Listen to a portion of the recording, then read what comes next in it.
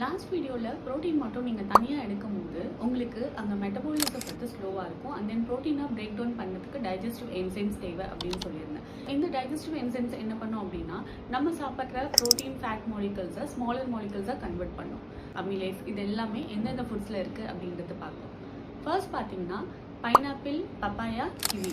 So இதில் proteins அப்படின்ற enzyme இருக்கிறதுனால நம்ம சாப்பிட்ற ஃபுட்ஸை ஈஸியாக வந்து அமினோ ஆசிட்ஸாக கன்வெர்ட் ஆகிடும். நெக்ஸ்ட் பார்த்தீங்கன்னா ஹனியில் லிப்பேஸ், புரோட்டேஸ் அண்ட் அமிலேஸ் இருக்கிறதுனால நீங்கள் ஃப்ரூட்ஸ் எடுக்கும் போது அதில் வந்து ஹனி மிக்ஸ் பண்ணி சாப்பிடும் போது உங்களுக்கு டைஜஸ்டிவ் என்சைம் நிறையவே ப்ரொடியூஸ் ஆகும்.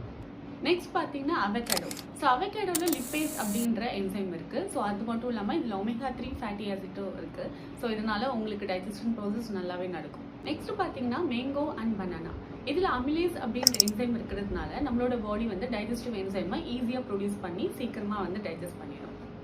இப்போ நான் சொன்ன ஃபுட்ஸ் எல்லாமே நீங்கள் ப்ரோட்டீன் எடுக்கிறதுக்கு ஒரு ½ அன் ஹவர் பிஃபோராக வந்து நீங்கள் எடுத்துக்கலாம். ப்ரோட்டீன் எடுக்கிறதுக்கு ½ அன் ஹவர் பிஃபோரில் எடுக்கிறதுனால உங்களுக்கு ப்ரோட்டீன் சிந்தசிஸ் நல்லாவே நடக்கும்.